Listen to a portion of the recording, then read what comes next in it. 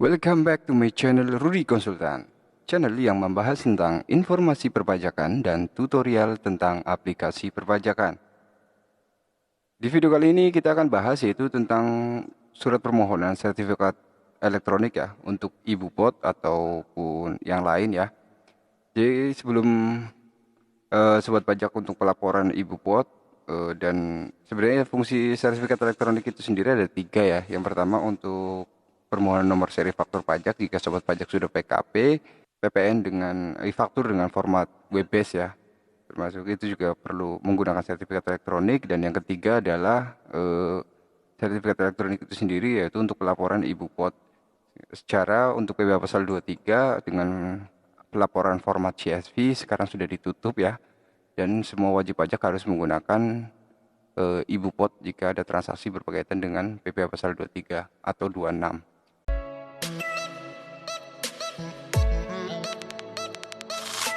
So, sebelum kita lanjut, untuk teman-teman yang baru lihat channel ini, jangan lupa klik tombol subscribe. Untuk teman-teman yang sudah klik tombol subscribe, terima kasih.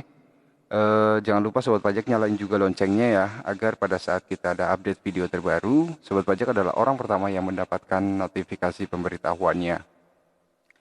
Oke, di sini untuk permohonan sertifikat elektronik iBupot, sobat pajak bisa pengajuannya secara elektronik. Elektronik itu sendiri adalah melalui email ya, email ke KPP. Nanti untuk link email KPP yang saya taruh di deskripsi, silahkan sobat pajak bisa lihat di situ. Terus kemudian untuk formulirnya juga nanti saya taruh di situ, jadi sobat pajak bisa download untuk sertifikat permohonannya. Iya. Oke, untuk yang pertama adalah orang pribadi ya. Jika sobat pajak orang pribadi yang menjalankan usaha atau pengusaha, terus kemudian ada transaksi PPh 23, jadi untuk laporannya sobat pajak bisa mengajukan formulir sertifikat elektronik. Untuk persyaratannya orang pribadi yaitu pertama formulir yang sudah diisi lengkap dan ditandatangani YBS ya. YBS itu sendiri yang bersangkutan. Terus kemudian fotokopi KTP dan NPWP. Fotokopi itu sendiri sobat pajak untuk pengajuan online bisa di-scan ya di KTP dan NPWP-nya atau di foto. Terus kemudian membuat password sertifikat elektronik atau paspres. Paspres itu sendiri sobat pajak bisa isi pada saat email ke KPP terdaftar. Nanti di formulirnya nanti saya bahas setelah deskripsi ini selesai. Nanti kita bahas untuk isi yang perlu sobat pajak isi di formulirnya. Jadi jangan sampai di skip, tonton sampai habis. Terus kemudian yang kedua yaitu berkaitan dengan perusahaan, badan, CV atau PT ya. Jadi untuk badan perusahaan, CV atau PT, sobat pajak yang perlu diisi adalah formulir ya, formulir yang diisi lengkap dan ditandatangani yang bersangkutan serta distempel. Jadi sobat pajak setelah isi semua, terus kemudian ditandatangani yang bersangkutan. Yang bersangkutan itu sendiri adalah direksi ya, direksi yang ada di akta di situ, entah itu komisaris, direktur atau direktur utama ataupun apa. Itu silakan sobat pajak isi di situ. Terus kemudian fotokopi KTP dan NPWP yang bertanda tangan di situ juga. Terus yang ada di dalam akta. Terus kemudian yang ketiga adalah foto akta pendirian.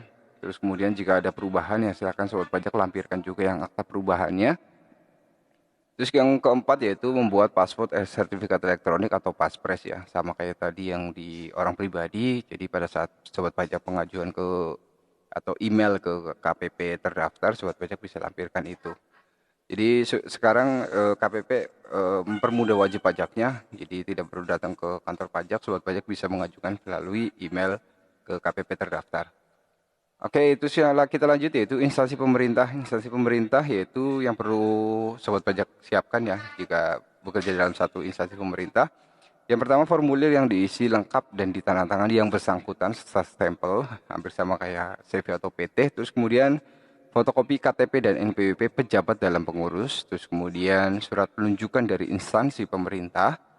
Terus yang keempat yaitu membuat paspor sertifikat elektronik atau paspres. Jadi 4 item itu yang harus teman-teman siapkan ketika mau pengajuan sertifikat elektronik. Terus yang terakhir adalah perbankan ya, jika sobat pajak bekerja di perbankan.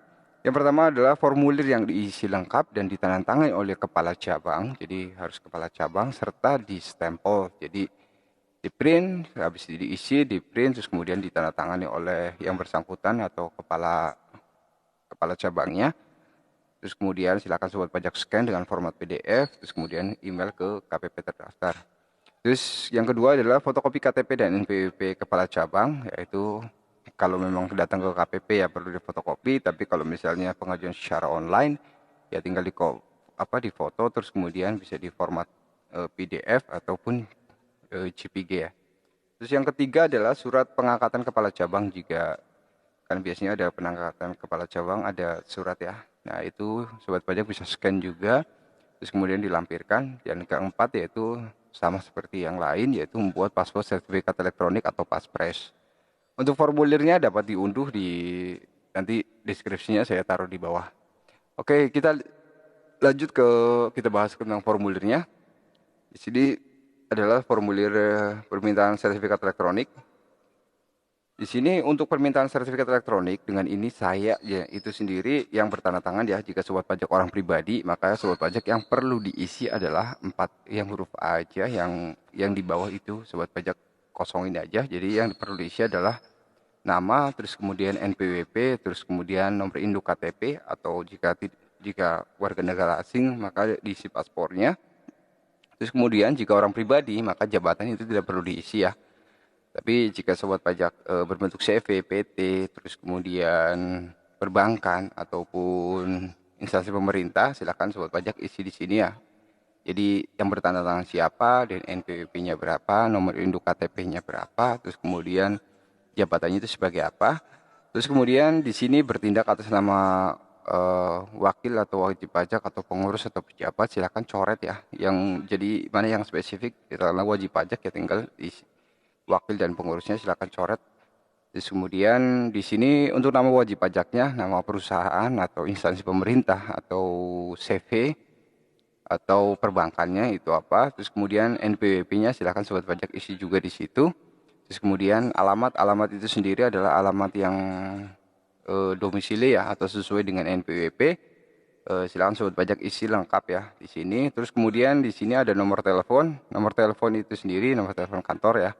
Terus kemudian jika ada nomor faksimil juga silakan sobat pajak isi di situ. Dan di sini ada nomor telepon seluler ya. Silakan sobat pajak isi juga. Untuk nomor telepon seluler kalau bisa sih yang belum terdaftar di KPP. Jadi misalnya sobat pajak yang orang pribadi yang sudah mengajukan EVIN, biasanya kan nomor handphonenya satu tuh. Jadi nomor handphone itu yang sudah terdaftar, maka biasanya akan ditolak. Terus kemudian yang terakhir ada surat elektronik ya. Surat elektronik itu sendiri fungsinya nanti pada saat surat sertifikat elektronik itu sudah jadi, maka biasanya dikirim melalui email ya. Nah, itu pastikan surat elektronik atau emailnya itu valid atau benar ya.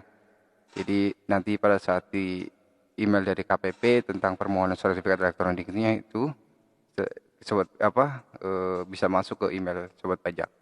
Dan yang B yaitu pernyataan persetujuan ya sertifikat ya. Jadi ada beberapa pernyataan, silakan sobat pajak baca aja. Terus kemudian yang terakhir petugas tidak perlu diisi.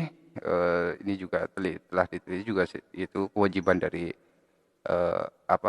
dari KPP. Terus kemudian di sini silakan sobat pajak isi ya nama kotanya, terus kemudian tanggal pada saat pengajuan.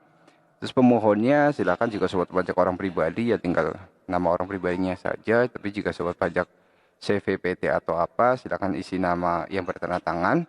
Terus kemudian di bawahnya mungkin bisa ditambahin yaitu misalnya direktur utama atau pengurus atau apapun itu.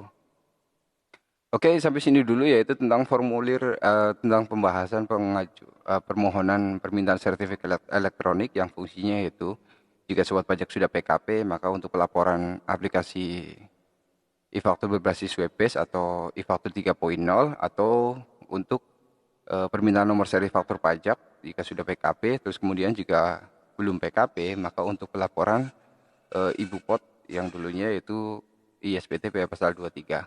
Oke, sampai sini dulu tentang pembahasan itu.